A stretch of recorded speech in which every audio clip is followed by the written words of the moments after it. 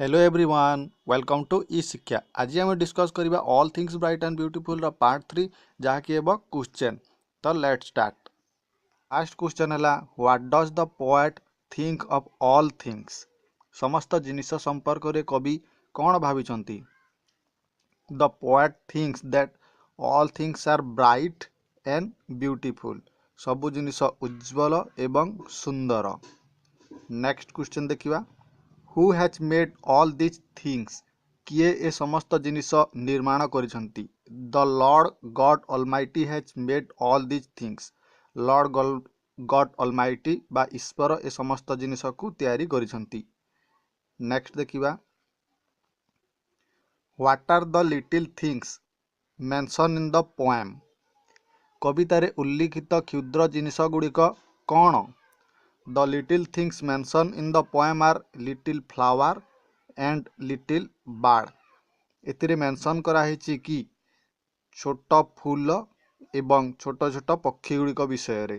Next question देखिबा how does the poet describe the beauty of flower. कवि किपरि फूल गुड़िकर सौंदर्य वर्णना करिसंती। The poet describe that the God has given bright colour to flower. फूल गुड़ी को उज्ज्वल रंग देइछंती ईश्वर। When a little flower blossom जितेबेले गोटे छोट फूल फुटे इट लुक्स ब्यूटीफुल एहा सुंदर देखा जाए। And its brightness attract other. Its brightness एहार उज्ज्वलता एट्रैक्ट अदर्स अन्य समस्त को आकर्षित करे। People really feel and enjoy. लोके प्रकृत रे ताहाकू अनुभव करती एवं उपभोग करती। When they look at this beautiful things जितेबेले एही सुंदरता को से माने देखि थांती। नेक्स्ट क्वेश्चन है how does the poet describe the little birds. कवि किपरि क्षुद्र पक्षी गुड़ी को वर्णना करिसंती। The poet describe that the little birds that sings sweetly are made by God. God has made their tiny wings which help them to fly. We really enjoy when we see and hear a bird singing. The poet describe कवि एठारे वर्णना करिसंती the little birds छोट पक्षी that sing sweetly जे कि बहुत मधुर स्वर रे गान करे। Are made by the God ताहा ईश्वरंक द्वारा तैयारी। God has made their tiny wings भगवान तांकर छोट डेणा गुड़िक तैयारी करिसंती। Which help them to fly जहा कि तांकर उड़ीबारे साहाय्य करिथाए। वी रियली एंजॉय आमे प्रकृत रे उपभोग करूँ। व्हेन वी सी जितेबेले आमे देखूँ and here A bird singing एवं गोटे बर्ड बा गोटे चोड़े जितेबेले गान करू थाए। नेक्स्ट देखिबा how is the mountain describe in the poem. कवितारे पर्वत किपरि वर्णित होइछि। In the poem the mountain is describe as a purple headed नील लोहित शीर्ष थिबा पहाड़। नेक्स्ट देखिबा why does the mountain appeared so. एहा काहीकि एपरि देखा जाए। The mountain describe in the poem has a natural beauty. पहाड़र एहा हेउछि एक प्राकृतिक सुंदरता natural beauty. At the time of sunset सूर्यास्त समय रे एंड द मॉर्निंग एवं सूर्योदय बा सकाल समय रे when the rays of the sun जितेबेले सूर्यर रश्मि fall on the top of the mountain पड़े fall the top of the mountain पर्वतर शीर्ष रे जितेबेले सूर्य रश्मि पड़े इट एपियर्स पर्पल हिडेड सही समय रे यह पर्पल वर्ण देखा जाए। नेक्स्ट क्वेश्चन देखिबा what brightened of the sky. आकाश को कौन उज्ज्वलित करि थाए। The rays of the morning सकालर रश्मि and the sunset sun brightens एवं सूर्यास्त समयर सूर्यरश्मि आकाश को उज्ज्वलित करिथाए। How does the sky look during the sunset? सूर्यास्त समय आकाश किपरि देखा जाए? द स्काई लुक्स आकाश देखा जाए ब्लूइश रेड नील एवं नाली and brightened during the sunset एवं उज्ज्वल देखा जाए सूर्यास्त समय रे। Which are the two seasons mention in the poem? केउ ऋतु दुईटी कवितारे उल्लिखित होईछि? The two seasons mention in the poem are winter and summer, शीत एवं ग्रीष्म। नेक्स्ट देखिवा, why does the poet consider the summer sun pleasant? ग्रीष्मकालीन सूर्य को कवि कहीं आनंददायक बोली विचार करिसंती? प्लीजेंट माने आनंददायक।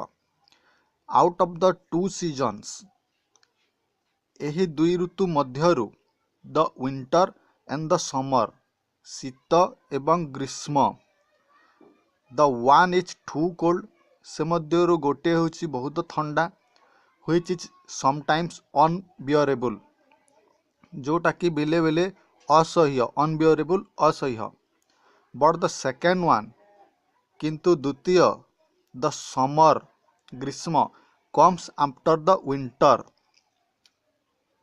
शीत परे ग्रीष्म आसीताए, गिव्स ए ग्रेट रिलीफ, आ सही जंत्रणारू मुक्त देता है, to the winter heat people,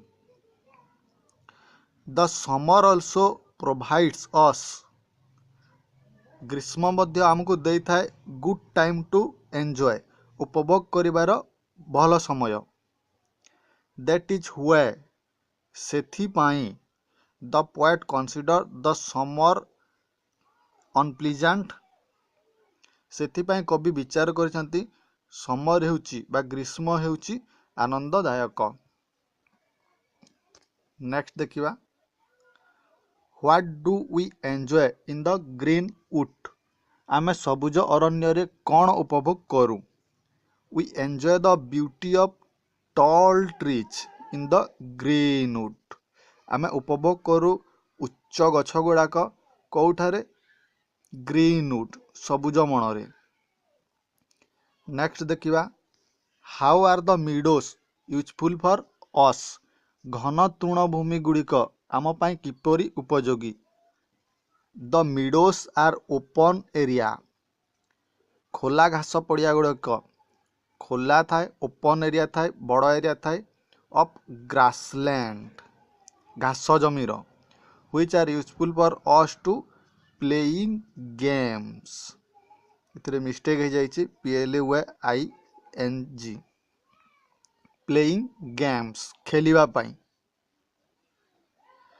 next देखिवा, where do the rushes grow? नलतृण गुड़ाक केउठारे बढ़ी थांती? The rushes grow by the water, जलाशय बाष्परे नलतृण गुड़ाक बढ़ी थांती। Where do people gather rushes? नलतृण गुड़ी को कहीं संग्रह करथांती लोक माने? गैदर माने एकाठी करिवा। पीपुल गैदर रसेस एवरीडे, लोक माने नलतृण गुड़ाक प्रतिदिन संग्रह करथांती। बिकॉज, कारण, they are use for making mats and basket, basket तैयारी करथांती एवं मैट्स बा चट बा आसन।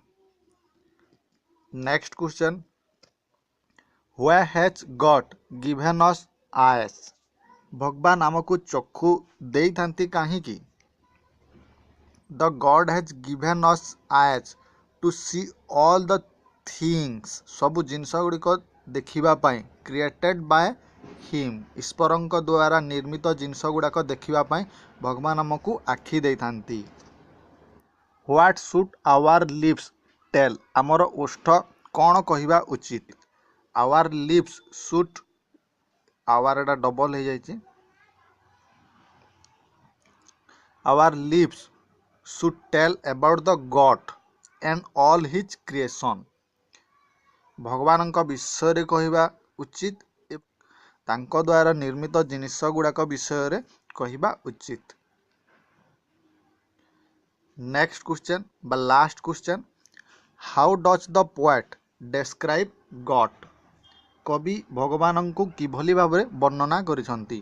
ଦ poet describe God as a almighty. ଗଡ୍କୁ ସେ ଈଶ୍ୱର ବୋଲି ବର୍ଣ୍ଣନା କରିଛନ୍ତି।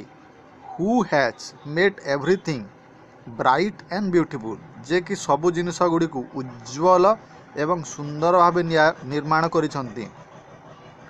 ଗ୍ରେଟ୍ ଆଣ୍ଡ ସ୍ମଲ୍, ବଡ଼ ଏବଂ ଛୋଟ ଭାବେ ନିର୍ମାଣ କରିଛନ୍ତି। ୱାଇଜ୍ ଆଣ୍ଡ ୱାଣ୍ଡରଫୁଲ୍, ବିଜ୍ଞ ଏବଂ ବିସ୍ମୟକର ଭାବରେ ତିଆରି କରିଛନ୍ତି। ଅଲ୍ ହିଜ୍ କ୍ରିଏସନ୍ ଆର୍ ୱେଲ୍ ମେଡ୍, ତାଙ୍କ ଦ୍ୱାରା ନିର୍ମିତ ସବୁ ଜିନିଷ ଭଲ ଅଟେ।